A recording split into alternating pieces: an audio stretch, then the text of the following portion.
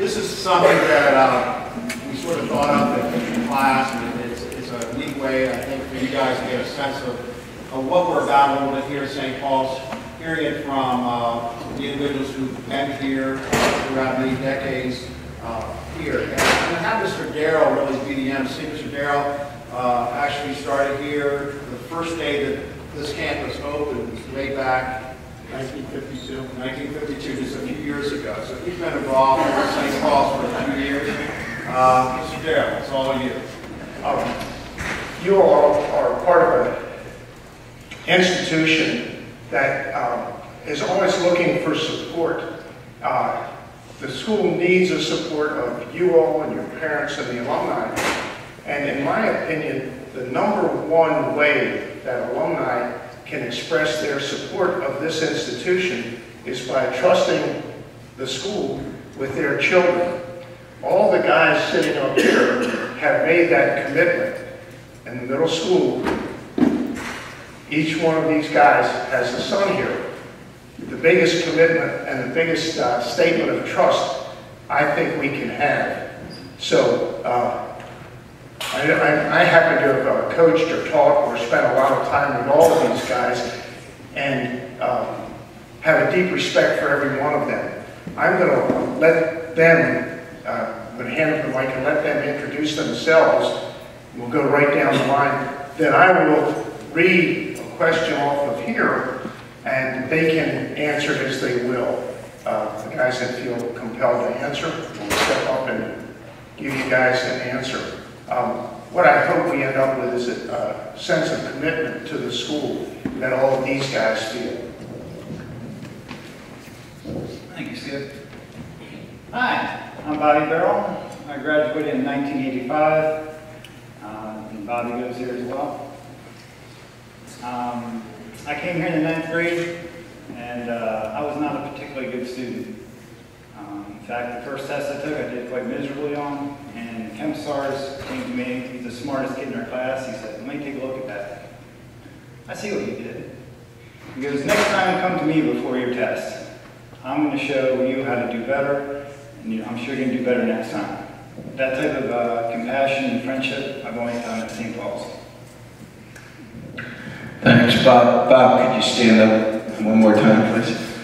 When I'm a year older than Bobby, and when he came to St. Paul's, he was the 98-pounder on our wrestling team, and he came up to my belly button. Shows you how things change. Thanks, Bobby. I was shocked to see him after college because he's huge. My name's Steve Silverman. I graduated in 1984. I started in the lower school. I have a son, Ryan, in 7th grade, and it's a pleasure to be here. Thank you. Thank you. My name is David Kelly, and like Bobby, I also started in the upper school. I'd grown up on a farm out in rural Maryland and was very fortunate, I felt, to have the opportunity to come here. And very much like Bobby, I was a poor student my first year. And, you know, St. Paul's really changed my life. It opened my eyes to different way of forming relationships, and the friends that I've made here have been lifelong. There was no choice but to send both of my children to St. Paul's. Of course, David is here in the 7th grade, and he's out there hoping I don't embarrass him. And my daughter is in the 9th grade at the girls' school. So St. Paul's really meant so much to my life that there was no other choice for where our family would attend. Thank you. Good afternoon. I'm Claff Hall. Spencer is my son. He is a 7th grader. The Hall family has been sending kids to school here for close to 60 years. I went to school here because, just as I felt it important that St. Paul's educate Spencer, my father, who went to school here as a choir scholarship boy. Most of you all don't realize, but this school was founded to educate boys that sang in the choir at Old St. Paul's Church.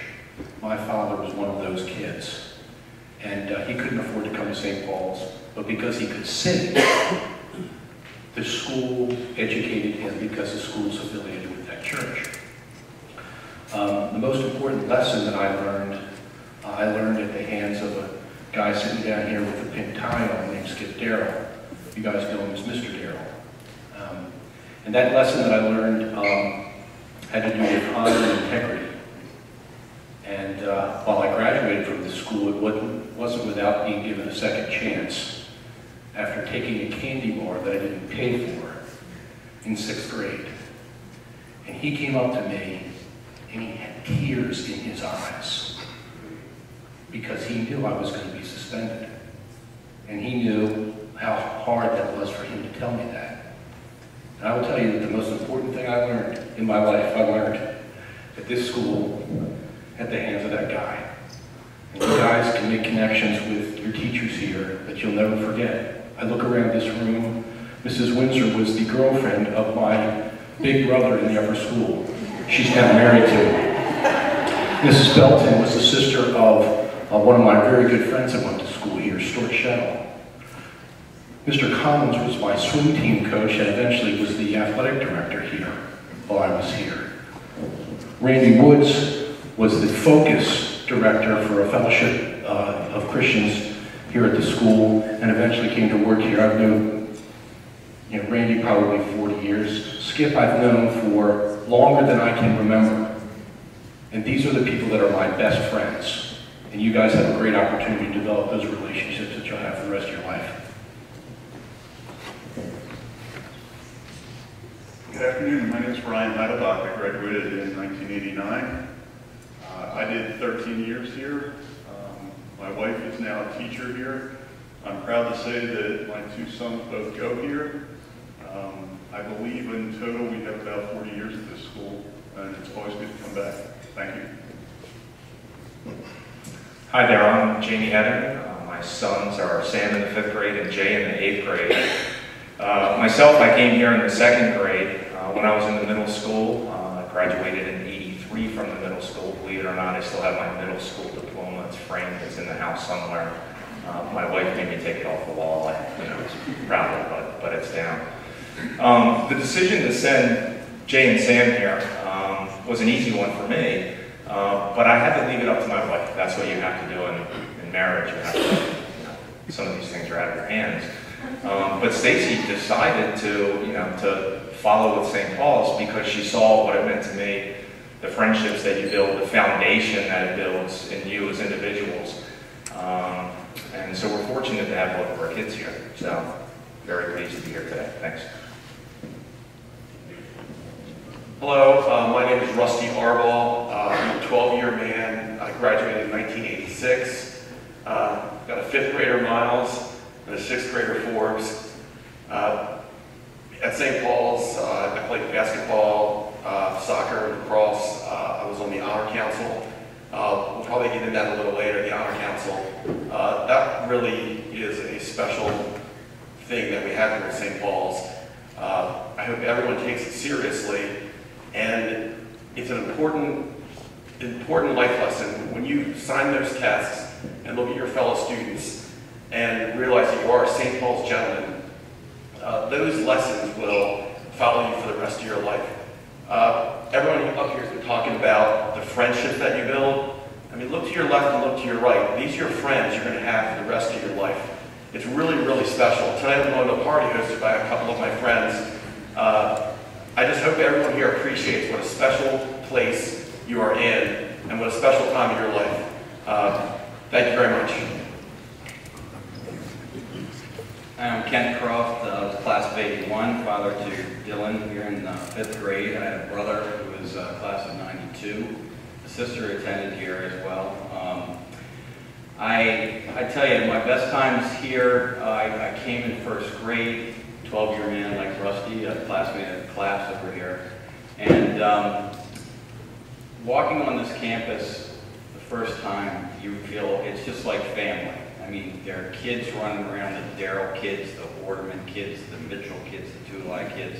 And then coming back, and here's Mr. Darrell, and there's Mr. Lowe, gave me my first C. in chemistry up there. And it's just like coming home. You get, and the comfort level you get here, and the value system is still, all the way through, just, stays with you to this day. We just hired a kid that graduated 2007 from St. Paul's.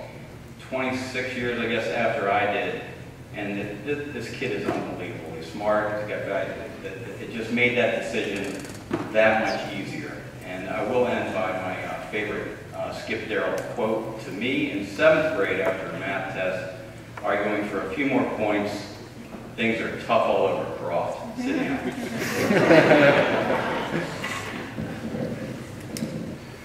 John Billups, you're under instructions from your grandmother to call her immediately after this to let her know how her son did.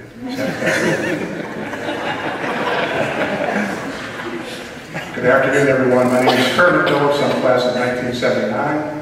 Long time ago, since Mr. Darrell's not on this panel, I'm the senior statesman, I guess, of this group. It's a pleasure to be here. I'm grateful to God for this time that we have together and for my 42-year relationship with the school that spans Mr. Collins becoming athletic director. Before I say anything, I want to, probably on behalf of everyone here, deliver a very heartfelt thank you to the instructors here, especially the ones that were here when I was here, but certainly on behalf of some of those that are no longer with us and have gone to their glory. But every chance that we get to have a microphone, that needs to be the first thing out of our mouths. But thank you for delivering a life-changing experience to all of us. I came here in 4th grade. I was part of a group of 3 that we were the first African-American graduates in 4th grade. We had no idea at the time. But there was a teacher there that I came in as a marginal student. My brother was a great student, and I just kind of came along with the package. But by the end of that year, I was also a good student because a 4th grade teacher took the time to touch me and figure out how I worked and kind of get into my head. So I would urge everyone here to understand that you need to be trusting of the environment, trusting of the seat that you're in, because you are surrounded by a treasure chest of people and things, and treat this place like that. I graduated in 79, had a brother that graduated in 76, and very happy to have had 42 years of a relationship here. Thank you, Kermit. Guys, I'm Carl Polhouse. I'm a graduate of 1983. Was a 13-year man here. I am the father of Matthew in the 7th grade. I have a son in the upper school as well. I just hope you guys leave here today with an understanding of what a special place you are a part of. You have before you a real opportunity to take advantage of a very special program here at St. Paul's. You know, Matthew and Gavin are both 3rd generation students here. They've had teachers throughout the lower, middle, and upper school that I actually had, which is pretty amazing. And to me, inexorably links our family to this school. And my hope is that as you guys grow and have families of your own, that you will look back and view this place in the same light that all of us up here do. Thank you. Thank you. Before I read these questions, I'll make one remark, and it has happened in my lifetime, and I'm sure it will happen in yours. When I meet somebody from St. Paul's, I automatically know that we have the same value system. I don't have to question whether they think integrity is important or not. I know that they believe that. And it's a great way to have a relationship. That is, when you meet somebody, you can look at them and you don't have to worry about how they feel about the important things in life. You know, they've been through the same system you've been through, and they cherish and feel strongly about the same things that you feel strongly about. It's a great thing. I'm going to read one question at a time, and if you guys will give a little thought and answer as you will. Not everybody has to answer every question, but I'll leave it up to you all. The first one, what was life like at St. Paul's?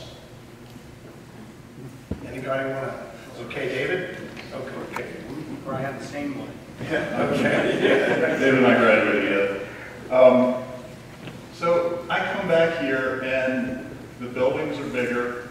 St. Paul's is spread out. Very little about the middle school is what I remember it, except the Kelly Gym, and the interior is all different there. But I have to say, talking to Mr. Woods, talking to teachers around campus, knowing what my sons are going through, the spirit of St. Paul's is still the same. I still feel like I'm coming back to the school I went to. Yeah, I would echo that. I mean, I Lighthouse School was amazing the first time I stepped on campus, because I just come from a private school in Northern Hartford, or a public school in Northern Hartford County. Walking in, I did my testing at the mansion the summer before I started here. Wow, this is a really neat experience for me. But you know, I always tell David the difference between the school today and what it was. And you boys probably don't understand how fortunate you are to have the facilities that you do. When we were here, Brian, there was no air conditioning, and when the temperature got hot, you could take your tie off that day. Sometimes they'd even let Mr. Collins might let you take your coat off too.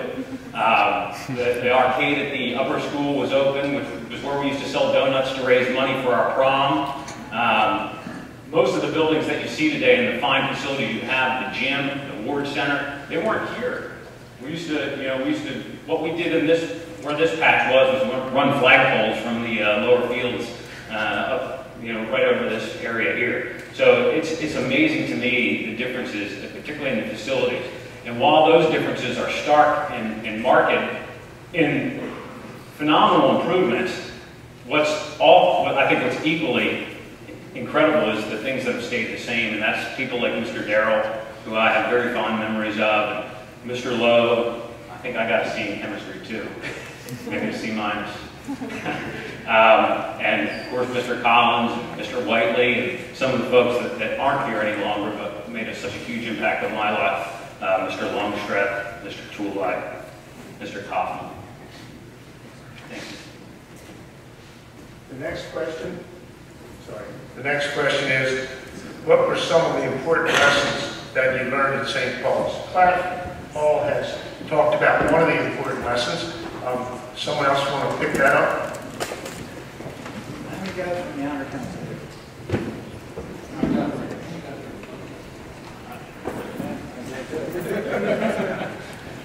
Okay, so important lessons. I think one of the important lessons, and you're all going to do it, is that you can make a mistake.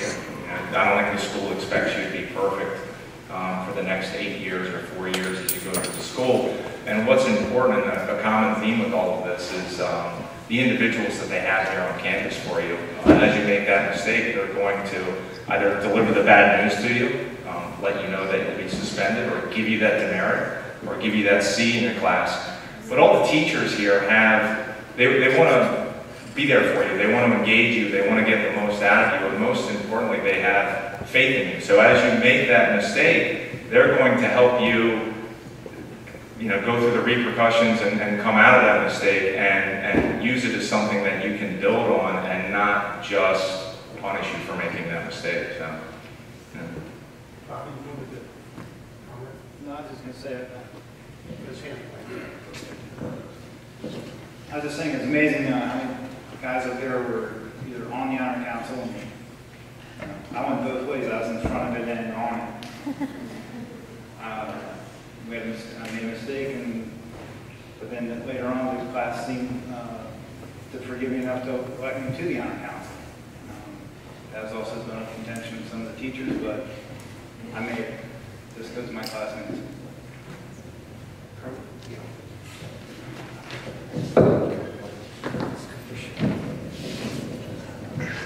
Yeah, one twist I thought about that question was to consider what advice would I give to myself if I was sitting out there today. And since I have a son in 7th grade, I can kind of look at him and think of that same question. But I would say a couple of things to all of you guys. One is, while you're here, try to define your spiritual sense, the spiritual sense of who you are. This is certainly a Christian school, but that's not necessarily a Christian question. You can get to that, a lot of different roads lead to that. You can deal with Gandhi, you can deal with the Bible, but you have to get there before you can understand your purpose in life, what you are intended to do. So this is a really good time to just understand that you have to get to that point where you're comfortable with your spiritual self and who you are. The second thing is that you guys really have to trust where you are, and all these teachers that you see around you. When you walk through the gates, you have to trust them. Because if you don't have that trust, you're not going to get out of the school what they're trying to give you. You have a treasure chest walking around you every day. A multi-million-dollar treasure chest. But you have to walk through, and it kind of gets back to that first point. If you're comfortable with where you are spiritually, you'll be comfortable that you're okay, there's a higher force protecting you. Now you have to turn it over and be really trusting of these people that are trying to help you, trying to improve your life. So that teacher that you may think, oh, well, he's out to get me. No, that's not the case. In fact, go to that teacher next week and ask, give me one thing that I can work on for the next 6 months. And if you can, maybe do that with all your teachers. Just one thing that you can work on for the next 6 months. It doesn't have to be a lot of things, but one thing to make yourself better. So trust where you are, trust the seat that you're in, because it's designed to really help you. How has St. Paul's helped mold your life? Questions?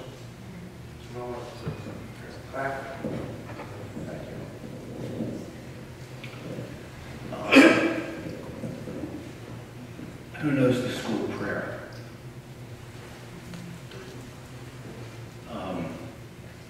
I learned that when I was here. That prayer, teach me, the Lord, to serve those who need serving,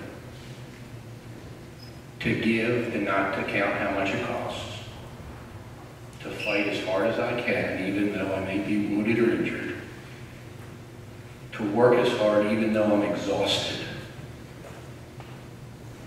Those are the traits that I learned and have really formed my life and that I live by.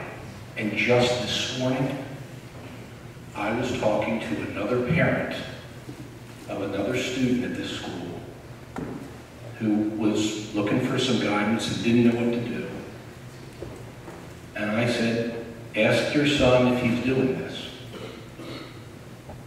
And if you guys do that, I know you guys can all say that prayer without even hearing the word, because you guys say it. How many times a week? Twice?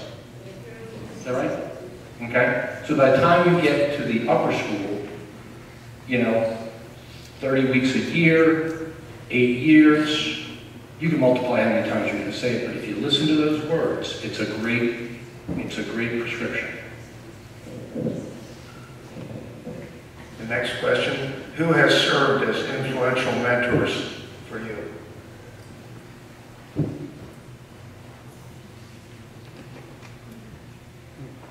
From St. Paul's, Skip? Let's make it broader. Let's make it broader. Parent or teacher or somebody that has been influential in your lives. Carl? Thanks.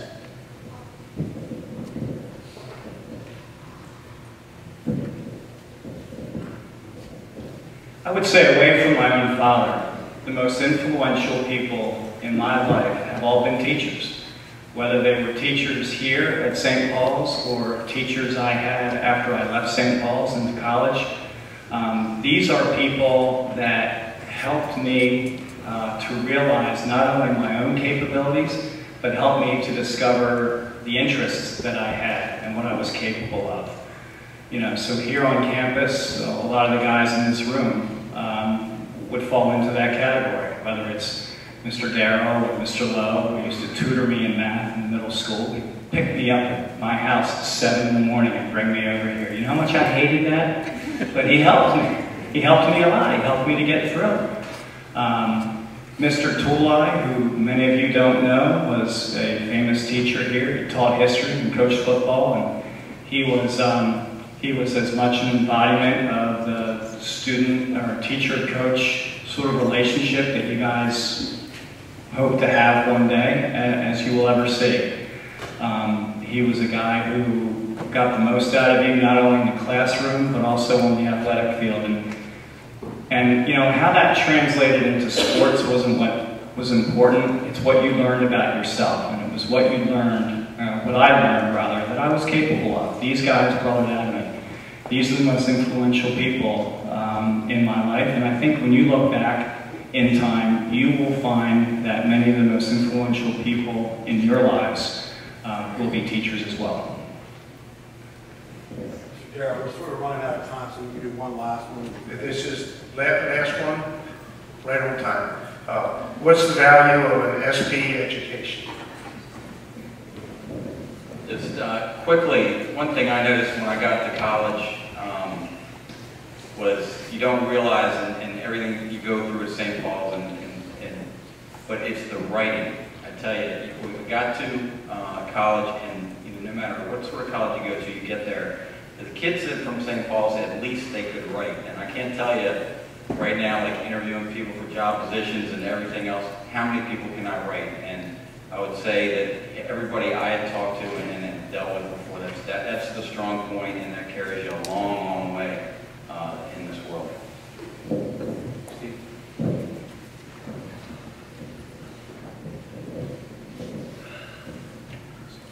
Raise your hand if you're going to college, if you plan to go to college.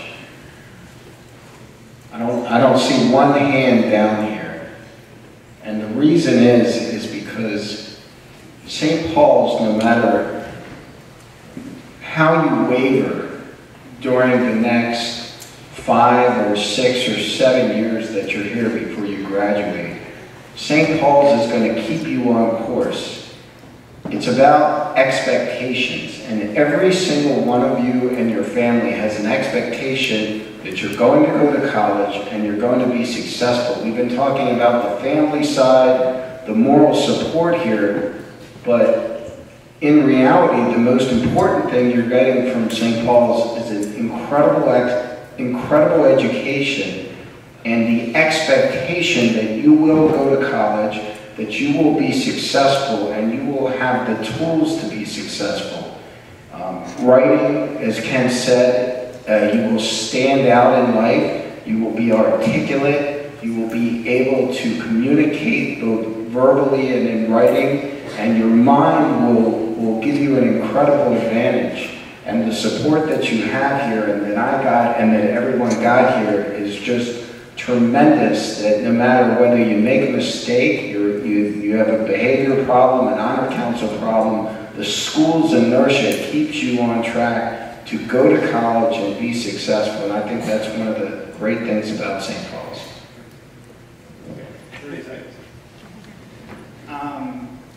One of the best things that you have going for you, which is pretty much unspoken, you can look around, are your connections. You have connections that you don't even know about and can't even comprehend. All the parents of all the students here are pretty much, I'm going to say, successful. In that future life, they're raising successful children. And many times you can get jobs from those parents. It just helps you tremendously. And the inner network of St. Paul's people is incredible, like you've never seen.